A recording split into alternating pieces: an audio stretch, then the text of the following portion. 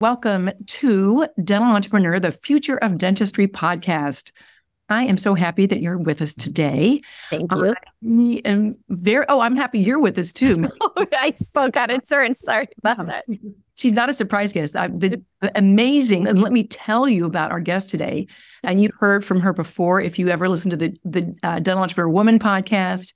And she is just an amazing human and a dear friend as we've gotten to know each other over the years. Dr. Maggie Augustyn is a practicing general dentist, owner of Happy Tooth, author, and inspirational speaker. She completed her formal dental education, earning a doctorate of dental surgery from the University of Illinois at Chicago. And prior to that, she was awarded 2 bachelor degrees from University of Illinois at Chicago and Benedictine University. She is also an alumnus of the Dawson Academy. Dr. Augustyn has published over 50 articles in the last 2 years. She is a columnist for Dentistry Today, publishing monthly in Mindful Moments. She has also written in Dental Economics and is a frequent contributor for Dental Entrepreneur Woman. Thank you very much. Thank you. Augustyn also has a strong social media presence and has been a guest on multiple podcasts, and we will let you know how we can contact her. But before that, I want to say welcome, Maggie. Thanks for being with us today. Thank you so much for having me. Thank you. I enjoy our talks immensely, and I look forward to them. I know. You know why? Because this is real talk here, people. This is real talk.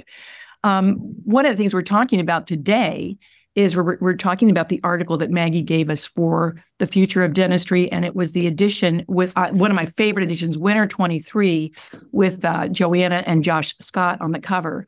So you'll have to look at it online at dentalentrepreneur.com. Go to Maggie's article, and the title of it is, I've Arrived from $100 in the Bank to Generational Wealth in Less Than 3 years. Now, that title got me right off the bat. I was like, how in the heck did you do that, Maggie? Because you've been in dentistry for a long time, and you found yourself in a spot that was, I think there's a lot of our listeners that have felt that they were in that spot at one time or another. So, I mean, like, how did you get inspired to change? Because you're the leader. You had to change. How did you do that? Yeah. This article, I have been contacted by the most people of anything I'd ever published in this article. And some of the people that I mentioned in the article, including Productive Dentist Academy, they have had a lot of people contact them because of this article.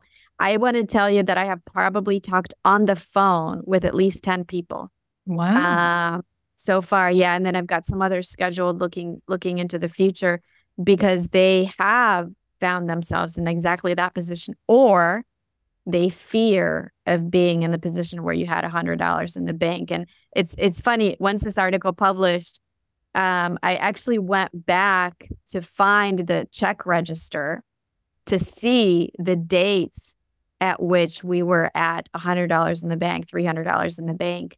There were moments that we were negative $200 in the bank, and you're like just praying and wishing that money would be deposited. But when it comes to this particular story, I will tell you this, that what happened with me is the perfect example of not chasing money, because whatever inspired me to make the change and whatever caused me to change, to create the change, had nothing to do with money. And because I chose to do things for the right reason, including putting myself first. And in that, I mean, putting my passion and putting my purpose ahead of money, money followed. Right.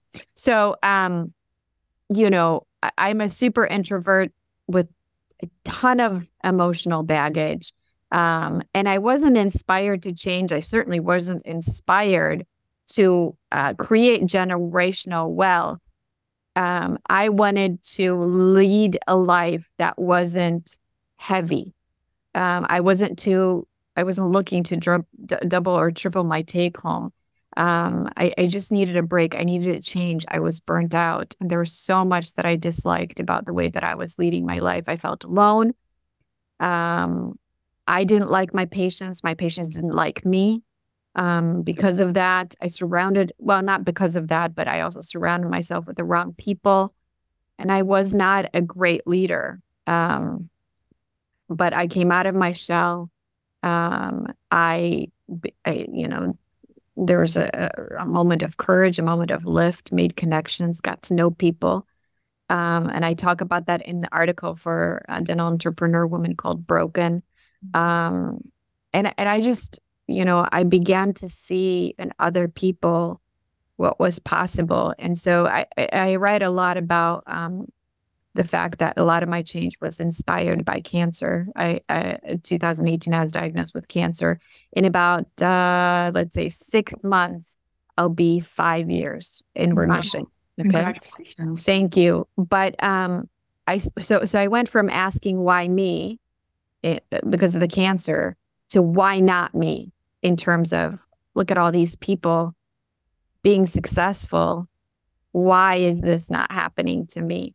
So as a result of really finding myself and leading a good life, we say that Productive Dentist Academy says that all the time. You just have to do the right thing for the right reason, do good while doing good, and then the money comes. And that is absolutely what's embodied my story.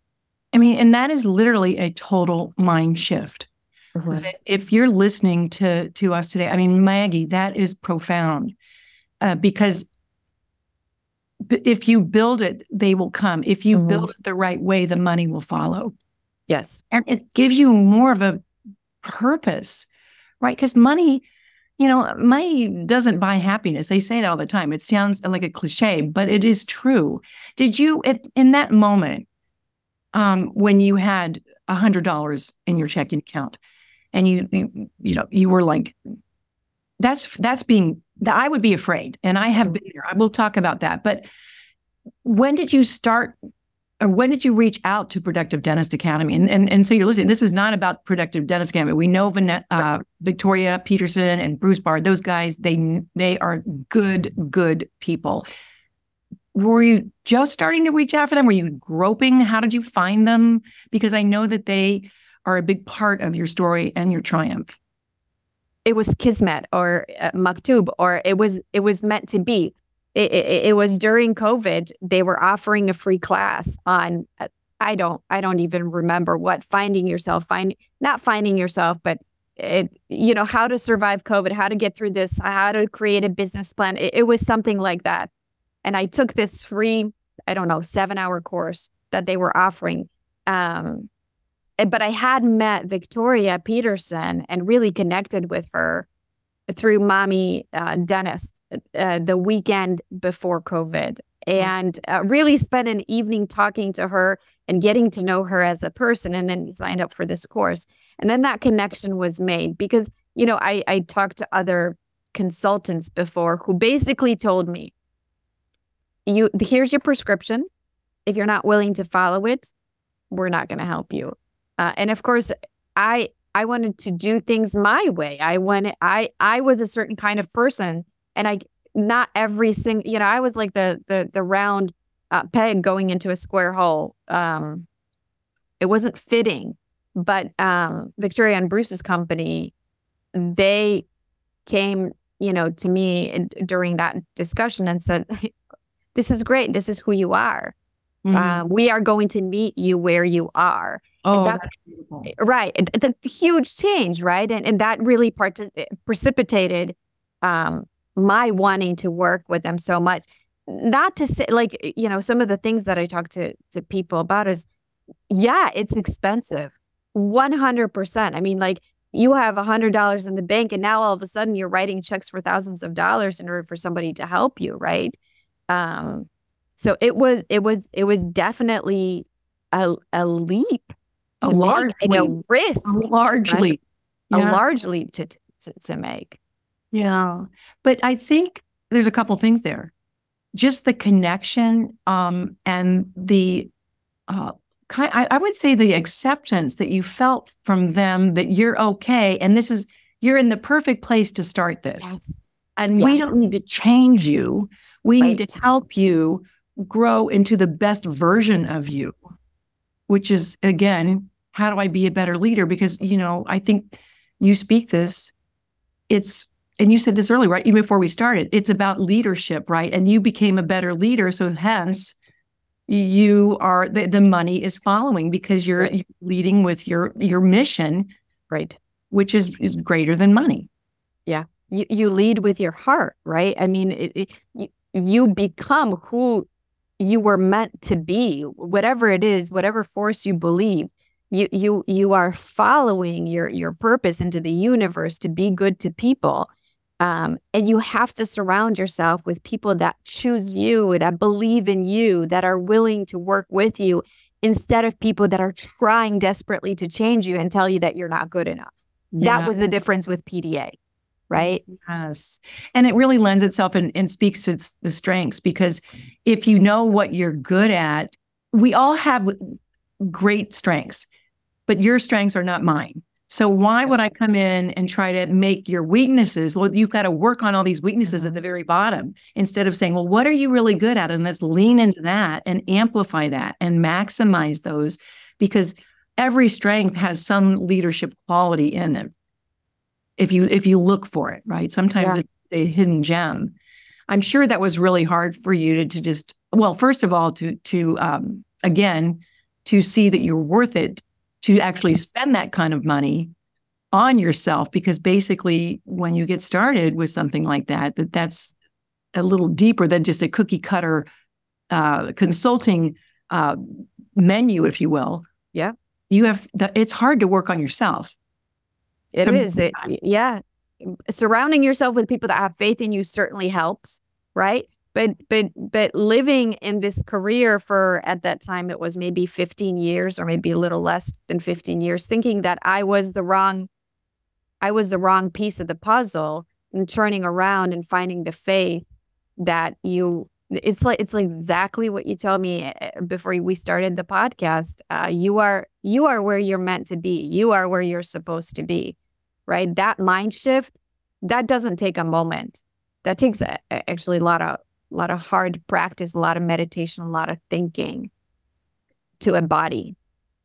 And even there's so many layers here too, Maggie, when you think about it, because not only that, but you've got to stay the course. You've got to, in your article in Dental Entrepreneur Woman, when you have to take the toxicity out of your life and be strong enough to do that and be okay with that.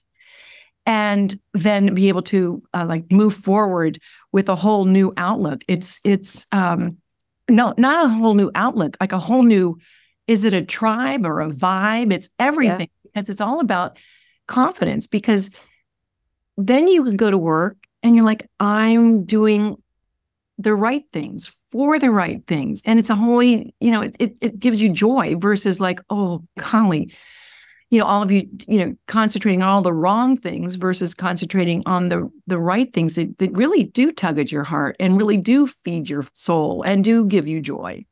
Yeah.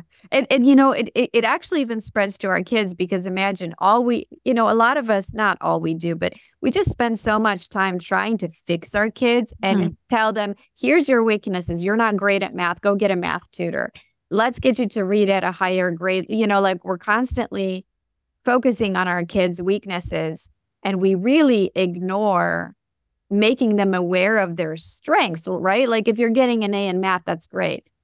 We're just going to leave that alone. But if you're getting a C in English, we're going to get you an English tutor. And it really is a mind shift change to do that in your entire life. And then you start to see all the areas of your life that you also should be, focusing on the good, celebrating the good. Well, it's kind of like the bell curve too. I mean, so if you're really good in math and you take some more math courses and you get more experience, then you're going to be way, way higher in math than I'll ever be if I take those courses and do that, because I'm not innately good at it. So it's like, and I listen, I've got 3 adult kids and I still have to work on that. I think that we're all humans and we're all a work in progress. And I think the other thing that is so cool about what you're doing with this generational wealth, and I want to talk about that, is you're still tethered to the people that are going to help you stay on the course. And tell us about how you got to generational wealth. It was a short period of time, Maggie. I mean, when you actually put your head down and you didn't walk alone. No, I didn't. I talk a lot about help, and I've gotten a lot of help. I've gotten a lot of help from my life coach, Lonnie Grass. I've gotten a lot of help from Productive Dentist Academy, and I've gotten a tremendous amount of help from the people that I surround myself with, my team, my tribe, of course, at home, all of that. I didn't do this alone. And when I started the journey, I wasn't going towards generational wealth. I was just looking to lead a happier, easier, lighter life. I just didn't want to come to work and hate it. And I figured that for me to be profitable and to take home some reasonable amount of money, I thought it would take a decade. But I'm like, you know what? A decade is better than staying in the place that I was at. Fine, I'll take a decade. And it didn't take a decade. It took 3 years. I am addicted to learning. I have a growth mindset. And I'm always on fast forward, and that's not necessarily a good thing. Like I am in the middle of working towards my fellowship for the AGD, and so I'm studying for the test, and really most people I know are saying, what is wrong with you? Why would you want to retake the boards again, right? And I've got thousands of slides that I've printed to try and study for the test in July. I just love to learn, and I can't stop. But there's a price to pay for that because I'm constantly going. I don't leave myself that margin to recoil from stress. But you gotta love doing that. It's not meant for everybody. Yeah, it's obviously lines up with one of your top talents, which I'm sure is learner, and then also having somebody hold you accountable, be it your husband, your friend, your coworker, or your employee, I guess, just to say, okay, take a little break, go on a little vacation, unplug for a while. Yeah, those are all incredibly important things to put into the equation. And part of the reason why it only took 3 years is because I was unwilling to take those breaks. I just pushed for the changes, not towards the money, but for the changes. I just wanted them to come faster and faster and faster. And one of the things that I realized that at the time that I spoke with Kyle Francis, was the one that told me the news about you've created generational wealth, which is what I talk about in the article. When I got off of that phone call, there was an emotional response for me to that news because it wasn't something that I expected. But at the end of the day, I talked to him maybe in November. At the end of that year, towards at the end of that phone call, I made the realization that the amount of time that I had put towards it and what I'd gotten financially was not worth it. I paid too high of a price. I was tired, and I just felt like I wanted to sleep for about 3 years. And so I guess the other piece of advice here would be, don't go too fast, because yes, there is gain. There's tremendous gain. But truly, just like I said in the beginning, when you don't do the right thing for the right reason, you do it for money. At the end of the road, when you get that money, sometimes you realize that money isn't everything. So I would have given some of that money back to have a little more sanity, a little more balance. Yeah. Well, and good that you can actually say that out loud, right? I mean, to all of our listeners, because it's like, let me tell you one on me, right? I mean, I'm saying that's what you're saying because you realize that you gave up a lot to get there. Was it worth it? It'll be very interesting, Maggie, if we look back 10 years from now, how you feel about that. Because you're still probably coming out of it. And it's like, well, because when you get out of it and all of a sudden, it's almost sounds like when he says, well, you have you've created generational wealth. It's like, oh, okay, thanks. It wasn't like, oh, let's just go to Disney World. Right. Right. And because it was hard earned. But then again, knowing you and knowing you, like I know you always like to have something in front of you to achieve. You're constantly, now you're getting this new thing, you're spending time on that. You just, but I think you know yourself better through all of this, right? I think sometimes we have to be, and truly when you have $100 in your bank account, that's pretty much close to the bottom, and nobody would expect that coming from a dentist, right? Nobody on this earth, they think that you've got it all made. You're flying high. You've got money in the bank. Everything's great. but that's a low point because it's not only a disappointment for all the work you put in to even get through dental school and all the practice burdens that you have, but just to stop and think, am I ever going to get out of this? And I think that probably the fear of being there probably pushed you to not give up until you were actually on the other side. I'll tell you, there's a lot of things that happen when you've got $100 in the bank. First, you think you're the only one. Mm-hmm. You think that everybody, every doctor on this block is definitely not in the same place that you are. And so you pretend that you're also not in that place, right? And you just, I don't know, some people take out too many loans and they live above their means because this is what it's supposed to look like. The other thing, the thing that happened to me is that there was just such strong denial. I could not deal with how little money we had. And you just almost like you turn it off. You pretend that it's not happening and that, okay, tomorrow maybe there's going to be $50 more in the bank. But it is really hard to conceptualize and create accountability for a business failing when you're working yourself to the ground and you've got nothing to show for it. Yeah. So, yes, my denial was really, really strong. I couldn't look at the checkbook. You know, you just kind of go the next day and you're like, okay, well, let's hope something else happens. Let's hope the money's going to fall down from heavens. I don't know, but that was very strong for me. Is the I couldn't feel the fear because I was in denial. Yeah, and then just get up the next day and start again, and that's when you really need somebody that has your back, that will hold your hand through getting out of denial, because yes, as you know, and I know, if it is to be, it's up to me. So the only person here that really, at some point, because I mean, Maggie, I'll just share this. I don't know, I've never shared this on a podcast, but I remember when Tom started his entrepreneurial journey, I'll never forget being at the gas station, and I had a credit card that I could only get $200 on, and we had nowhere else to get any money because we had used all the money. We went riches to rags. But start a big chemical company, it was like, holy shamoles. And at that moment, Maggie, that's when I actually started in my side gig journey, realizing I have got to make more money. I can't depend on somebody else to make the money for the household. Right. I have to take ownership of it. And so I think it's valuable to say that at that moment, you made a decision that you weren't going to do that anymore, that wasn't going to happen. And how do you do it? How did you, and you found a way.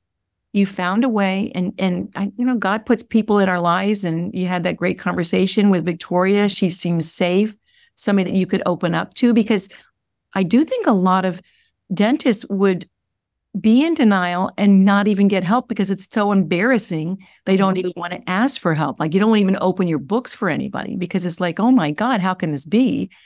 And you felt safe and in a good place that you could actually be working with them, following their love and their care.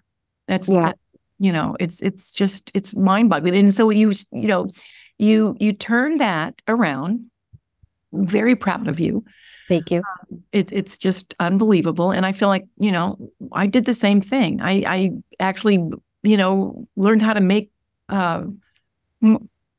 money is great. Learn how to make more money, but money's never, I think that's a thread and a theme for women. I don't think money a lot of times is the driving force. I think it's always got to be something deeper and more emotional. And money just so you make another $100 is like, it doesn't really mean anything.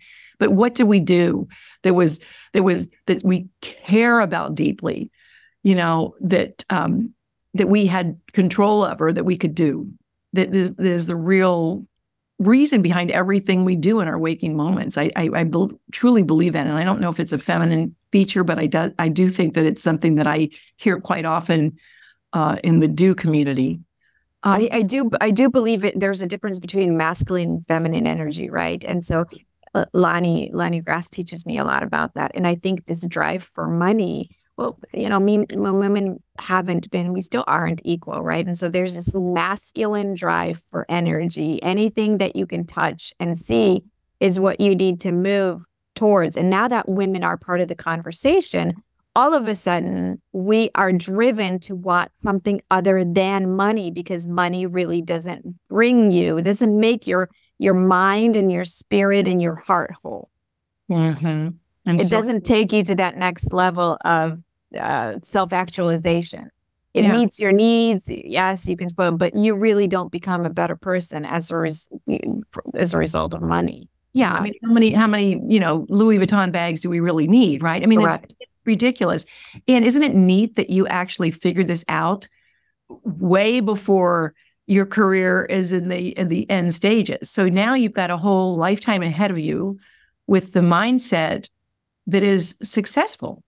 I mean, you're like a huge success, and all of that little mindset shift and having surrounded yourself with the right people. So you're in the entrepreneurial role. Do you consider yourself a true entrepreneur? Not in the traditional sense, no, because, again, like, I'm driven to think that an entrepreneur is someone that takes something, buys something small and sells it large, right? And again, like, I still look at myself as this young girl that moved to this country, small little Polish girl that moved here to this country with 2 suitcases. And it's really hard to kind of zoom out of the image and see everything. And even as you're so kind and, calling me a success, I don't know that I see myself that way. And I don't know that I see myself as an entrepreneur. However, if you redefine the term entrepreneur as evolving and learning, and owning a small business, and watching the journey, and watching the change, and being able to inspire change in others. See, maybe that's what entrepreneur should be. It's someone that really can inspire others to become the best versions of themselves, rather than counting money and counting companies and things like that. Having faith, teaching others about faith in themselves, about faith in God and in the universe, and how you are allotted this lifetime and there's a purpose to it, and you can drive that purpose, but God gives you that purpose also.